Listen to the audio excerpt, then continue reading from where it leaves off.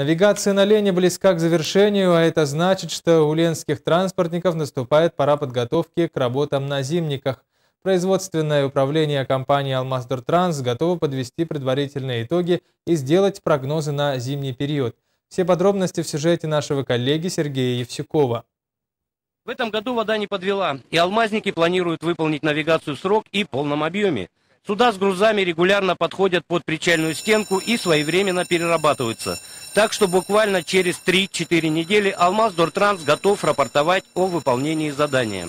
Навигационный завоз у нас осталось переработать в речном порту от планового задания акционерной компании 28 тысяч тонн груза, что подтверждается и объемами накопления его в Усть-Куте, и подход по железной дороге.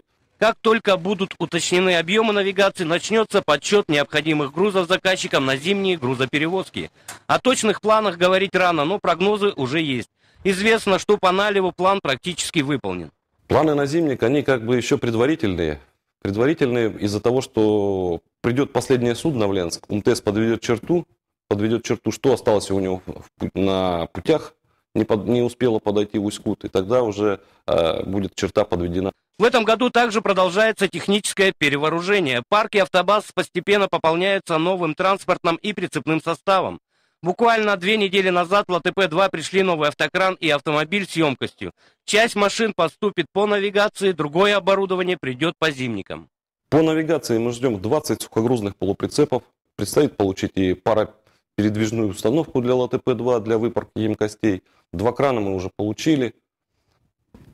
По Мирнинскому участку предстоит техперевооружение общего транспорта. Это и автобусы, и УАЗики, которые обслуживают управление капитального строительства компании.